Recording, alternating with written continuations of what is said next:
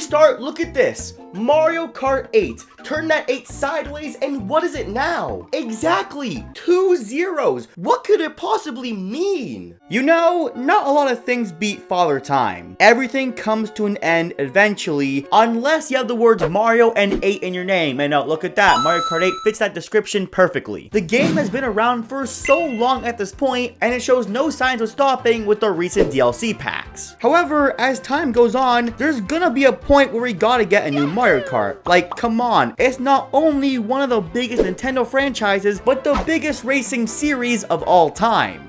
Aside from Garfield Kart. So here's the big question everyone is asking. When is the next one coming out, and why is Mario Kart 8 not dead yet? Well, you're in luck, because not only do I know when the next Mario Kart is coming out, but I know exactly how it's gonna function. So this is the glass half full, and let's talk about all of this and why Mario Kart 8 Deluxe is still around. Well, first off, it doesn't really feel like it, but goddamn, how did this game almost come out a decade ago? Like, really think about it. This game launched back in 2014, which doesn't seem that long, but at that time, Obama was still president, Vine was still around, and I was 10 years old. Holy shit, that is weird to think about. Like, I vividly remember getting this game for my birthday and having like a huge sleepover afterwards.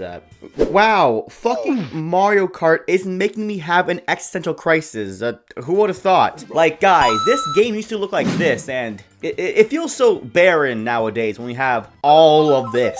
What's also weird to think about is that Mario Kart used to be pretty consistent. On average, there's usually a new Mario Kart every 3 years, one per platform, with the longest hiatus being 64 to Double Dash. I mean, Super Circuit also came out between then, but that one sucks. I don't want to talk about it. And you can also make the argument for Mario Kart Tour and Mario Kart Home, but those are completely different platforms, so I don't count them. And so now all we're left with is Deluxe that came out 5 years ago, and only now we're getting DLC, which just makes me ask, why? Why exactly have we not gotten a new game and only DLC? Well, there's 3 reasons for this. The first reason is because of the Switch. With every new handheld and mainline console comes a new Mario Kart, and literally every single one of them is a must-have for said console. And I think it was only recently when Nintendo realized that having a Mario Kart earlier instead of later is gonna benefit any console. Just take the 3DS for example. It was absolutely tanking in sales when it first launched in March, but with the heavy price drop and the release of Mario Kart 7, sales picked up rapidly. And of course, there were other reasons, but releasing Mario Kart 7 helped the 3DS become a successful console. So with the Switch, Nintendo knew from past experiences that they need to release a Mario Kart and as soon as possible. But there was a problem. Mario Kart 8 released just 3 years prior, and on top of that, they just wrapped up making DLC for that game. Not the DLC that's coming out right now. No, the DLC that was coming out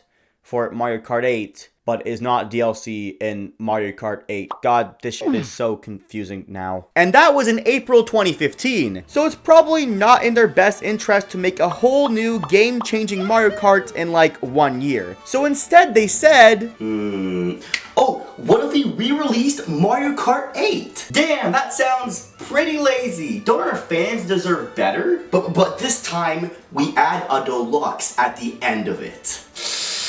I'm still not sold on the idea yet. Hold on. And we release it at full price. Let me bear your children. And then this leads to the second biggest reason. Capitalism. Look, I'm not even political, but my theory is that Nintendo did plan on making a new Mario Kart for the Switch eventually, and Deluxe in the meantime was supposed to just keep us busy, but like, I think the game did too good. As in, this port is now the 7th best-selling game of all time, and I guess that's pretty damn good. And if it's still doing so good up until now, what was the point of making another one if people are still buying this one? Since there's also the fact that the console that this game originally released on was like dead for a really long time. So for a lot of people, they weren't able to experience this game back in 2014, and so now with the astronomically high sales, I don't blame Nintendo too much for making DLC now. Which is a weird situation in of itself, but many people have already already discussed it, so I won't go into it here. Which I guess brings me to my final reason, which is Mario Kart 8, and more specifically the Deluxe Edition, is already, for a lack of a better term, the definitive Mario Kart. Now don't mistake me, I didn't say it was the best Mario Kart, it's just that it's the Mario Kart with the most content that you'll probably get the best experience out of. Like, come on, soon to be 96 tracks, a pretty good battle mode, 40 characters, and pretty stable online. It's hard not to see how this is the ultimate Mario Kart.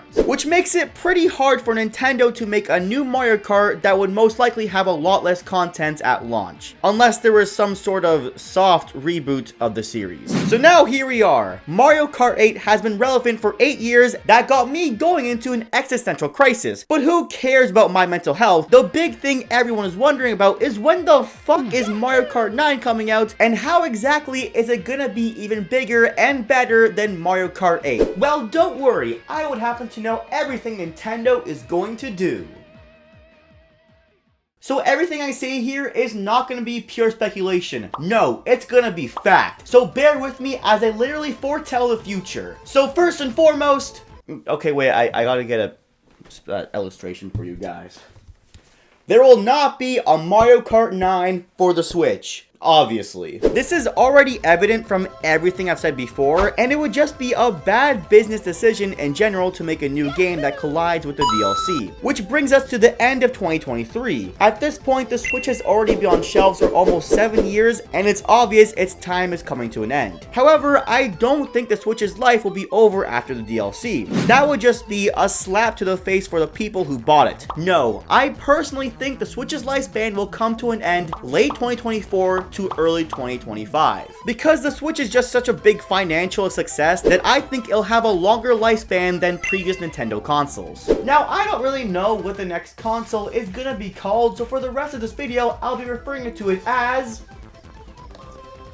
the Switch 2, Return of the Joy-Con Drift. It's a better name than the term Wii U. Now, this will be hard to believe, but I genuinely think the next Mario Kart is gonna be a launch title. Like I've already said before, Nintendo knows that no console is complete without a Mario Kart, and they're gonna invest in it early on by releasing it alongside their shiny new console. Bam! We got a realistic launch date. But how about the game itself? What exactly is going to be the new feature that sets it apart from the series? Well, here's the thing. There isn't gonna be a new driving mechanic in this game.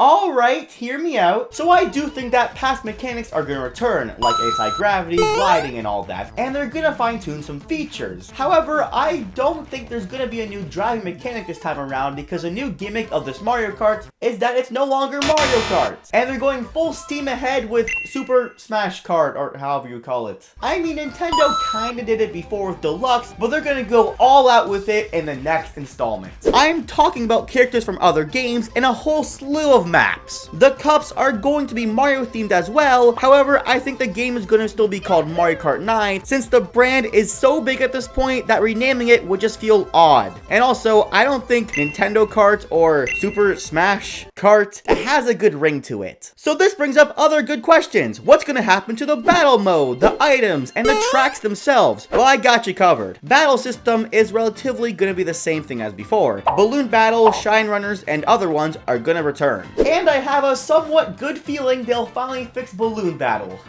But don't get your hopes up. The items are going to be somewhat revamped. Most of them are going to stay the same. However, some items are going to be rehashed. Like a Metroid Larva will have the same function as a Lightning Cloud did. And obviously, we're going to get new items to represent the other franchises in this game. Now, here are the big ones. The characters and the tracks. I'm not going to sit here and list off what characters and tracks are going to specifically be there, but you should expect to see some popular franchises make an appearance. Zelda, Animal Crossing, Kirby, Pokemon will all have 1 to 2 representatives, and other series like Splatoon, Metroid, and Pikmin are going to be there as well. And expect some surprise picks like Shulk, Little Mac, and for a huge throwback, Rob.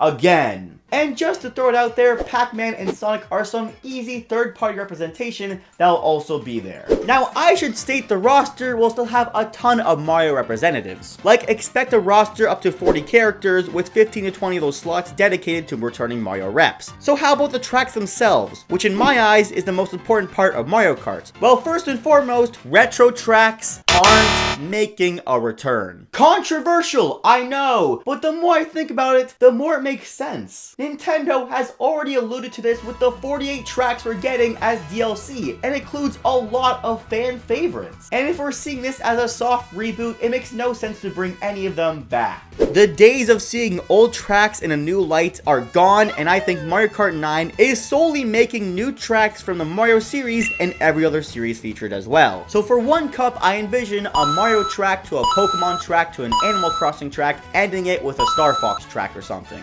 More popular series will have more representation than others, but either way, there won't be room for any old tracks. Except maybe Coconut Mall, because it's Coconut Mall, but that's it. Right now, this game seems pretty perfect. But come on, Nintendo can't make a great game without minor screw-ups to hold it back. So this is why the game will only have 6 cups at launch. God, I can't really explain why, but with the whole new system revamping the roster and items, I just have a feeling we aren't getting the 8 cups like we usually do. I hope I'm wrong, but it's just a gut feeling. However, don't be sad, this just opens up opportunities for DLC. I can see the first 2 cups are free, then we get paid tracks and characters afterwards. This game will be recognized as a huge success, a good way of launching a system with a beloved kart racer now featuring characters from a lot of Nintendo and non-Nintendo properties, which will be held down at launch for its lack of tracks. And no, Funky Kong will not be there, so it's automatically like a 5 out of 10. Now you might be asking yourself, how do I know all of this? Well, I happen to have an uncle that works in Nintendo.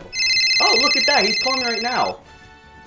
Hey, what's up, man? Yeah, we're just scrapping the whole Mario Kart 9 idea. Wait, what are they gonna do instead? Well, actually, we're planning on porting Mario Kart 8 Deluxe. That is the dumbest shit I've ever heard. And we're adding 2 characters and charging it at full price. Where should I pay?